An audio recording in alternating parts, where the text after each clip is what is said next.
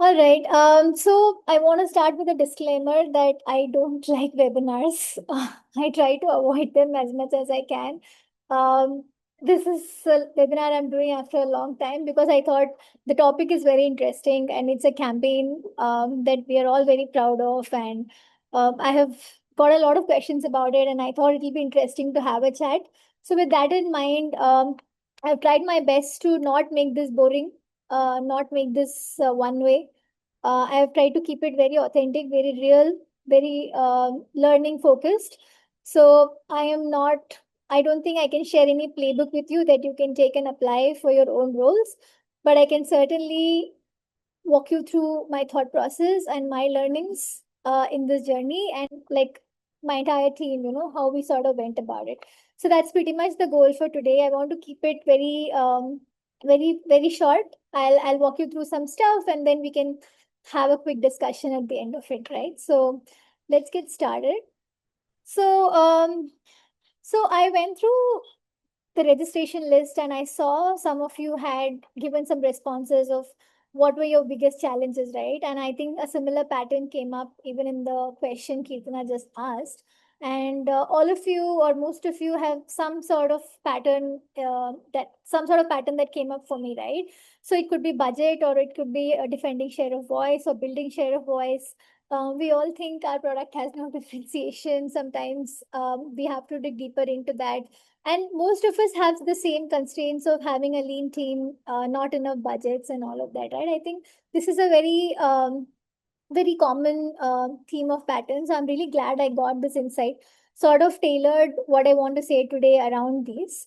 And if you don't know Sineasy, Kirtana gave a great introduction about Sineasy, but I would like to also add that we are bootstrapped. We don't have huge budgets, and we don't have a lot of money to spend on experiments. So we have to be really sure about what we have to do, and we have to be really sure about our understanding of the market, the buyer, the competition, all of it, right?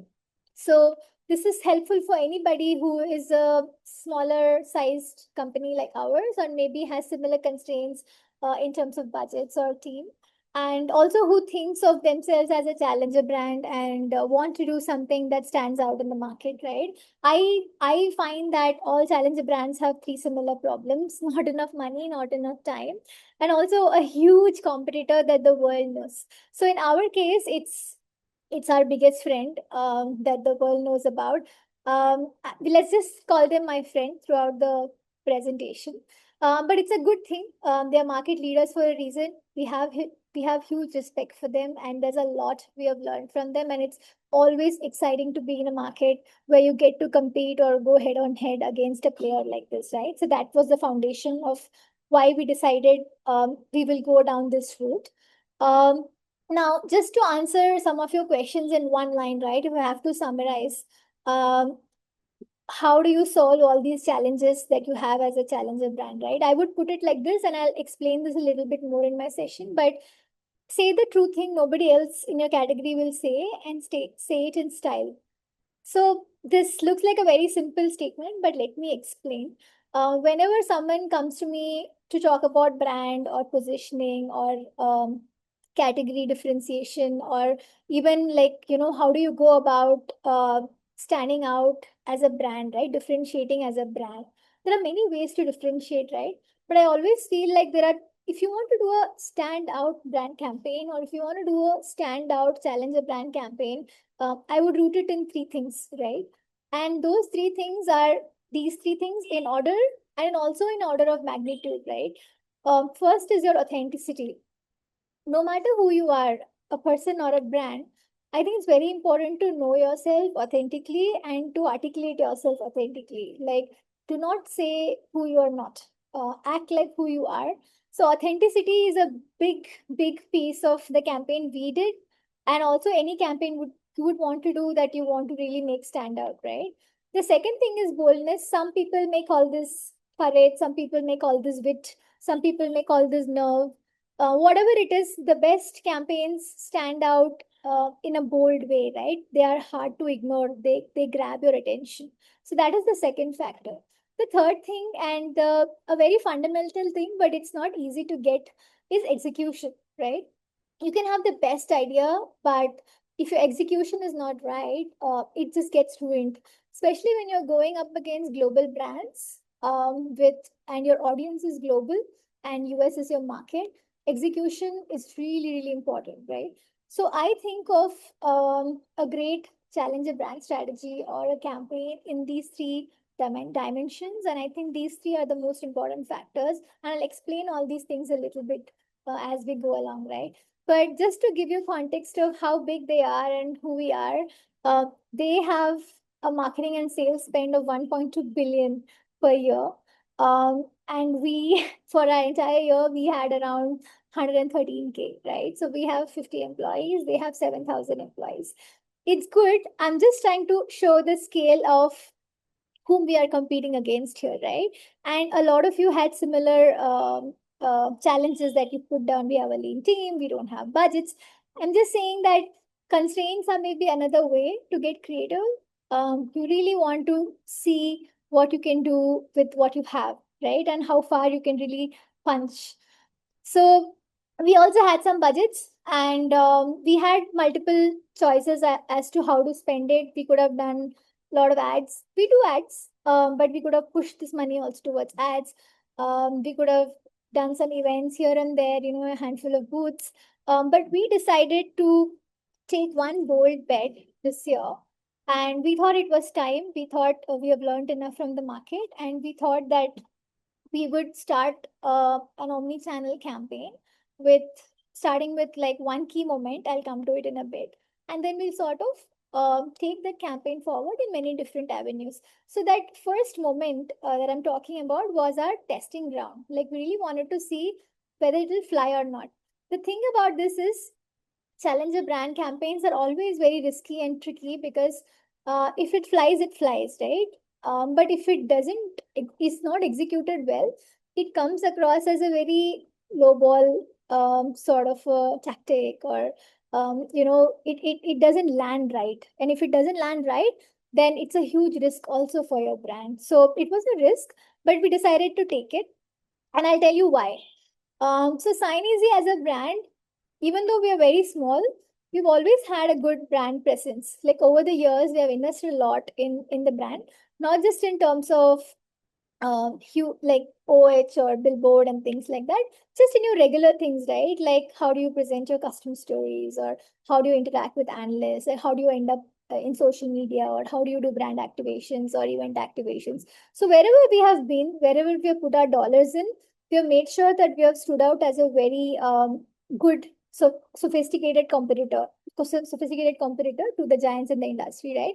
Which is also interestingly why most of the ads we run are brand or on our own brand, because there is so much aggressive bidding from our competitors on our own brand name. So competitors 50x, 100x our size are also bidding on our name like month on month. It got so bad to a point, it dropped below 60%. I was shocked. I was like, this is our own brand's keyword. Like, why are we not able to capture the impression share? So it also tells me that we're doing something right as a company, as a brand, that there's so much demand for it, right? So it felt right to double down on something like this. The second thing is, when it comes to our friend, 8 out of 10 deals we are in, they are also there. So it's usually like we are being actively evaluated against them.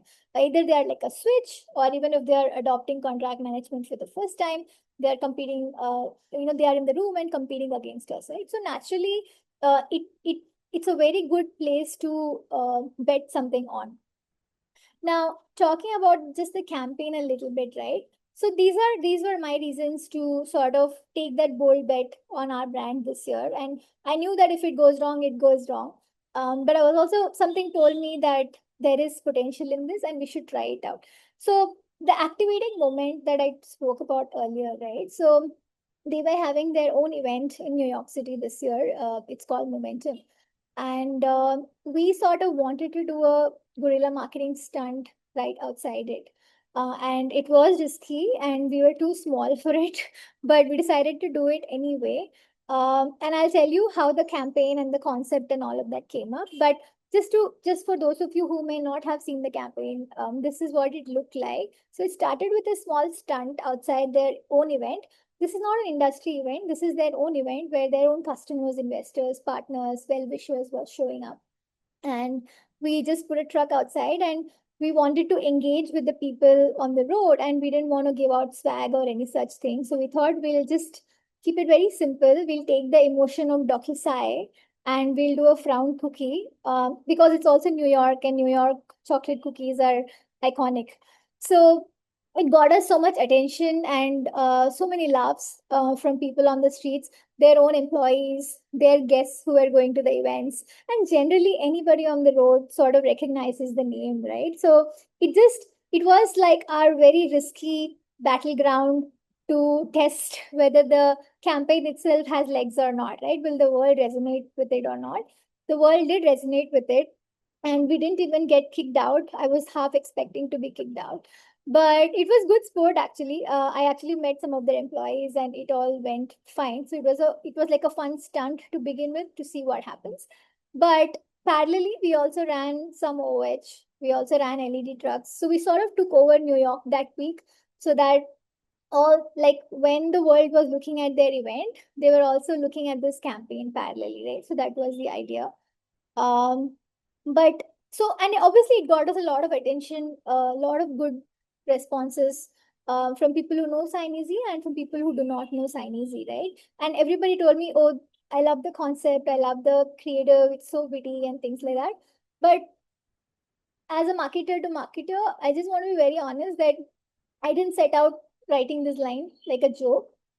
It started out with not just a year of listening. Actually, I've been here for 5 years. For the last 5 years of listening to customers and prospects, day in and day out, right? Uh, so there is a prevailing sentiment in the market about certain challenges with some of these larger companies, right? So just because of their size, they are not able to serve the market as well as someone as small as us can. And it's just the sentiment in the market, right? But for this particular period, it's been growing and growing. And I saw the signals. We all saw the signals, and we felt like, hey, let's take this sentiment and like amplify it, right? Let's take our own customer's voice and amplify it, because we have so many people who have switched to Sign Easy from competitors, echoing the same sort of sentiment. So we knew that we could tap into something there, right? And this is not uncommon in many industries. So many industries will have a large player, many people will be unhappy with them, and there's always potential. But what was unique about this was our industry is very competitive, and the largest player holds such a big share of the market that, and the sentiment there was just too intense to not tap into. So as a brand person, I really felt like this is an opportunity that we should definitely explore, right? So I it's not about a line anyone can write. It's about how deep your understanding of the market is, right? Because if you don't say the right things, you're just going to come across as a small company that's trying to poke at something bigger, right? And that's not nice. If it's not rooted in substance, it's just don't do it. It's not nice. So market sentiment is the campaign, everything else is execution, right? So we already knew the pain points customers are facing, be it overages, be it the lock-ins, be it the support that's not so great, and the enterprise complexity that is being sold to companies which are much, much smaller than what that tool is built for, right? So we play in the SMB and mid-market sort of segment, and we felt like for us, it's a great, great place to go after this, right? And while we were pitching this strategy internally also, we got some very valid questions. Like, we also have enterprise customers. We also have some very large customers who work with us. So will we be alienating them? Will this come across as unprofessional? Are we really an aggressive brand? So this is where I had to do a lot of clarification, expectation setting with my peers, my boss, and even my team, right? That we cannot alienate a customer who's happy with us, right? I think they will resonate with the same pain points that we're trying to solve. And the line between coming across as professional, unprofessional, or aggressive and doing the right job is the execution I was talking about earlier, right? So I knew I had to get it right. I knew I cannot come across as someone who is speaking something without any substance, right? As a brand. So I sort of reassured my team that it's all in the execution and we'll do it right. It was a big risk, like I said earlier, but I have a great team and we sort of pulled this off internally. Um, and there are other things that we weighed, right, before we went and said yes to a campaign like this. They could retaliate. Yes, they have a lot of resources and they could retaliate. We could alienate some customers, like I told earlier. It could look like we are punching up for attention. So all of these were there, but we did it anyway. So, and I also get a lot of questions in terms of, did you engage with an agency or did you work with someone? But I'm happy to tell all of you that everything was in-house.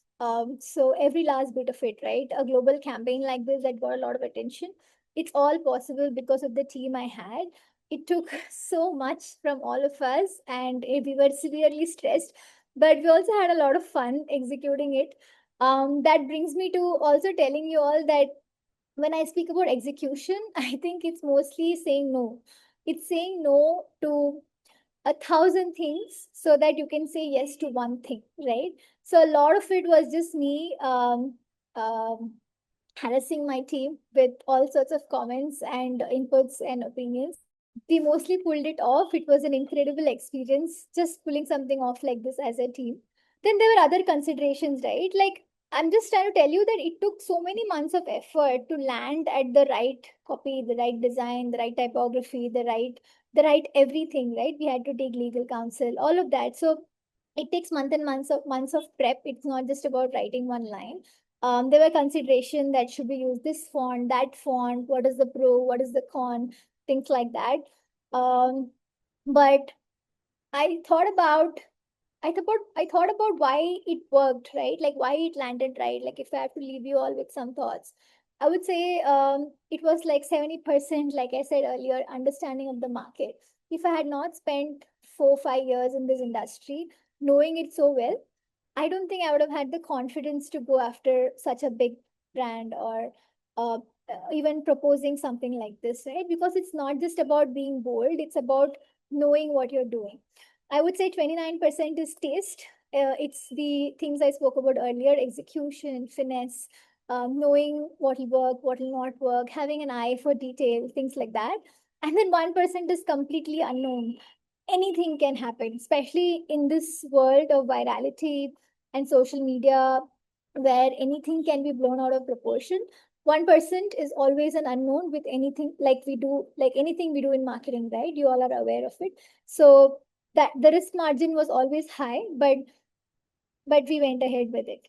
Another example of a similar thing we did was outside the clock conference, where we didn't want to sponsor, we didn't want to buy a big booth, we just thought we'll have a truck. And then we had these slides on that truck where we just said, hey, if you are not an enterprise, then CLM is not for you, right? Like come to someone like Sign Easy. So that also got a lot of attention. The whole truck cost us maybe 2K, but just being creating with it, and this we didn't even think about much, we just sort of went with it, like had fun with it. So we got a lot of attention for this also. Like just like fun things happen to you when you're having fun and when you know what you're doing, right? Like we got some inbound from some media folks. They said, hey, we saw your truck. And then some other people messaged me that, hey, we saw your truck.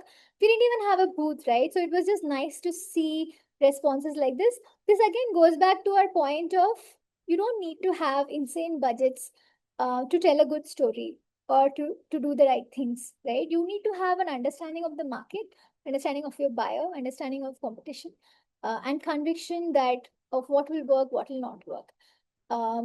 Now, I know a lot of you will ask about ROI, and my bosses also ask me about ROI.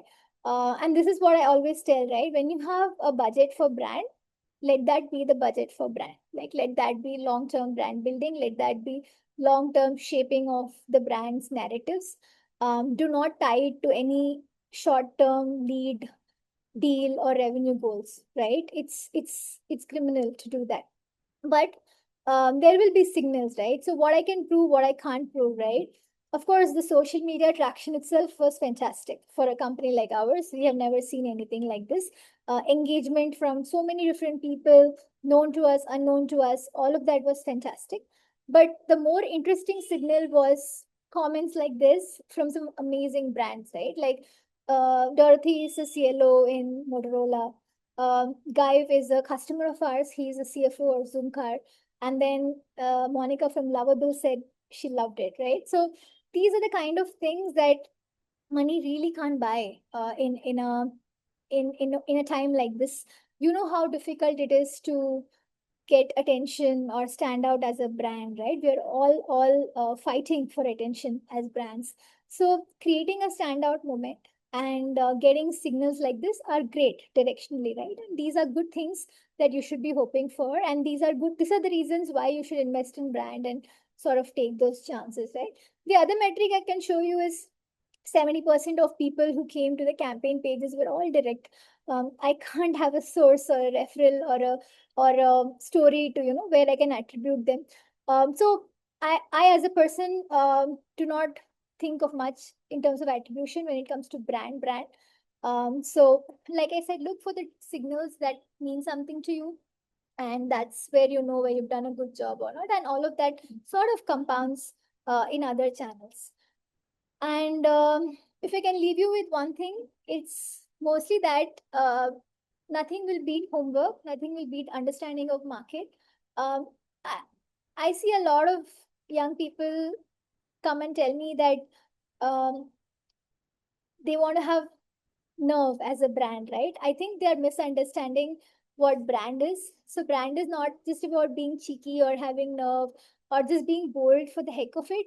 Like, if you do the homework, you will know what is right. Only then boldness or nerve can add another layer to it that sort of makes you stand out a little bit. But homework is the most important part. So, that's all I wanted to share for today. We can take questions if there are any. Yeah, I'll let everyone drop their questions, or if you want to talk to Divya directly, you can also let me know. I'll unmute you. In the meantime, I do have few questions for you, Divya. So, what I want to check with you is, as you told, brand is a very subjective and broad term. People use it in a very loose fashion, and they don't even know what that means. Especially when even renowned marketers don't know about it. How difficult it is to get funding internally when something is related to brand. It's very difficult. It's very difficult. You have to really prove yourself as a marketer, before you can ask for big funds. And I don't blame the founders and the CEOs, right? It's really hard to justify sometimes. But that's why I'm saying that you first have to be so thorough in your market understanding, and it doesn't always take big bucks to stand out as a brand, right? Like take that truck example I showed you all, right? It took us $2,000. Am I going to get a lead from it? No, right? But if you're going all the way to an event and you don't have a booth and you're networking for 3 days, and even if 50 people saw your truck, I would say you got your money's worth, right? So things like that, I think we should try to be more creative and prove the power of a brand without asking for big budgets first, so that people can invest more in it as time goes on. Got it. So, as a complementing question to this, you spoke about how we have to do homework on it and it's easy to be fun, not aggressive. You did speak about it, about doing homework, and when you know that it's easier to know what's right and wrong. But can you tell me a few times where you almost stepped into being that person where you know that this might go wrong, or someone pointed out? Because even Flipkart recently had a very bad backlash for their big billion day sale. So it's Yeah. very easy. It does look fun for a few people, but suddenly there's a backlash and you won't be able to recover from it at all, especially if you're a challenger brand against Yeah. giants. Yeah. So, were there any instances where you almost stepped into that zone and or you recovered from it? It's my nightmare. It's my nightmare to do something like this and come, into the limelight for all the wrong reasons. I think I have good attention to detail. Like I am generally a very cautious sort of person. So I have not personally stepped into that zone. I'm very quick at catching things also like that. But yeah, there have been some times when I have, maybe if I'm writing copy, I've used some word that is maybe not appropriate, or in these times are also changing. What is appropriate also is changing, right? So then my team points out to me, hey, this is not cool. And then I sort of say, yeah, you're right. So I think if you that the key is to have a well read and up to date sort of team, so you can all pull back each other, because like sometimes when I see these things, I wonder, like, I'm sure 50 people have seen this in the company. Like, how can not one of them say a thing, right? That's the thing. It's not just about the head of marketing or the CMO, right? It's about, I'm sure 50 people saw it. So I think it's also important to build emotional safety or psychological safety in the team to, like, point out things that can go horribly wrong. So yeah, I think we are good, like, because we keep pointing out stuff to each other. See, I do have few questions for her, but you don't have to wait for it. You can drop it in the chat or you can raise your hand. I can unmute you. So come and bring in all your questions. She's going to answer it. So one thing I want to ask you is, it's easy for challenger brands to position themselves based on affordability as a cheaper option, as an affordable option. But that always doesn't work, or it works for a while. And then if you want to get enterprise clients, that's when you look at the brands as a smaller brands. You don't want a Yeah. partnership with them. What is your take on positioning as a, when you work against giants, when you work against product companies which are heavy on budget, you position yourself based on being affordable? Where do you draw the line, or what is your take on it? I simply do not like it.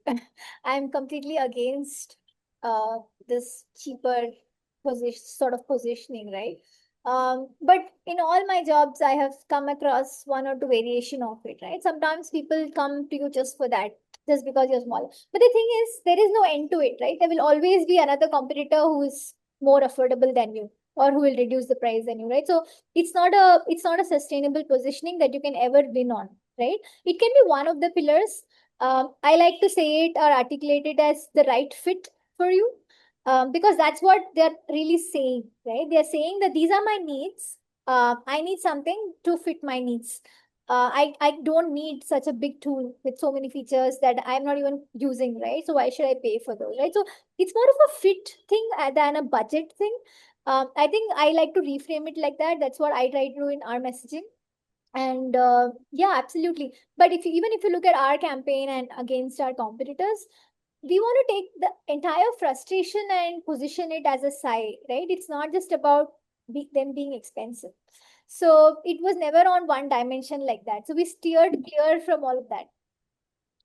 Okay. So this is more about how you differentiate yourself from the giants and authenticity. But what is your take on brands that do piggybacks with similar positioning? They try to use their positioning, the competitors' positioning, and also they ride that wave also. Huh. Um, yeah, I think it's fine, right? Like, maybe it's a short-term strategy, right? I think it's fine.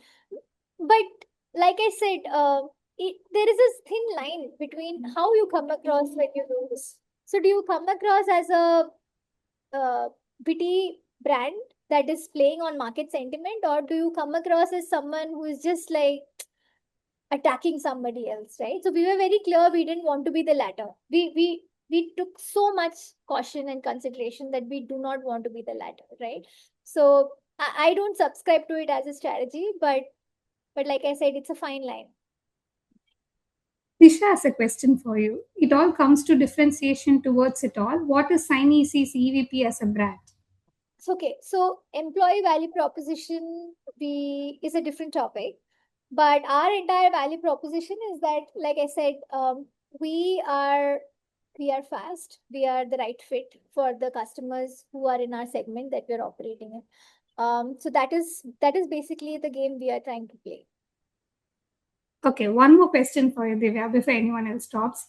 So, for a challenger brand, when you're working on a campaign, it's all good, it's fun. The execution itself takes a lot of time. You having a first marketing team and lean marketing team, you know how it works. So, you pull it off. There's a high, there's a Josh and everything. but then you suddenly feel like there's a void, there's a gap, because it's not easy to pull off campaigns on a regular basis. So when it is a challenger brand competing against such giants, what is your take on how to keep it consistent and sustainable? It's very difficult, because that's like one, you give all your push to one campaign and then you just feel like there's nothing more ahead. Yeah, it's a very good question. In something we are also figuring out, I'll be honest. Because there was such a high, and then we are like, oh, now we have to come back to work and do our Yeah. normal stuff. So see, the sentiment still exists, right? We may not do it at this scale, but we are still talking to prospects every day who want to switch from one of these competitors, right? So there are many different forms of it manifesting. Like for instance, right now we have a billboard in HSR, and because we also wanted to take it to our home ground, right, Bangalore. So we have that, and then we have a lot of like other customer stories coming out in similar themes, a lot of content marketing planned. So the scale might differ, but the idea is to take that, the essence of it, and run with it, because it will always be evergreen for us, because we know how many people there are in the market who want to switch. But yeah, that Right. crash was real in terms of excitement. Yeah. Yeah. Okay, so Prabhu has a question for you. Content marketing is a cheaper and better option. No, Prabhu, it's not. Content marketing is become so hard to do, because content is being produced at such volumes now with AI. Good content marketing is neither cheap, not easy, nor easy to produce, right? It's obviously the golden option always, because a great brand with great content um, is kind of like it's the ultimate goal, right, for any company, any marketing team, I would say. So what are the best ways to make content marketing actually work?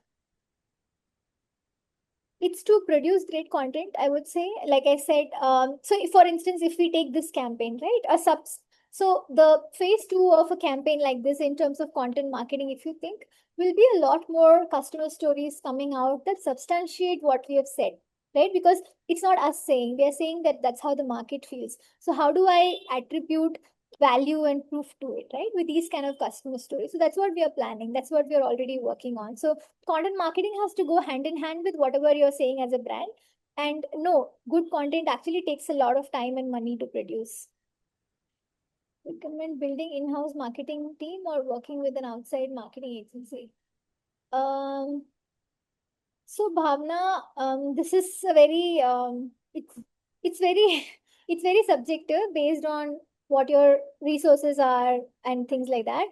But I would say outsource what you can initially until you find the experiments, because sometimes until you figure out what works and what you need, hiring people can be tricky, right? It's better to have lean teams and work with either freelancers, consultants, or agencies. This is how I think, than to have a lot of people on board, and then we are still figuring out what it is that we need to, right? I would still say, like, experiment really fast with maybe external folks in 1 or 2 quarters, and then whatever is working, you can bring that person.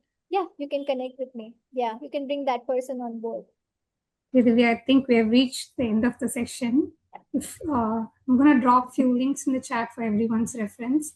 So thank you everyone for joining us today. And I couldn't have asked for a better guest to talk about the topic, and especially seeing her campaigns and how she structured it around. It's a very interesting story itself.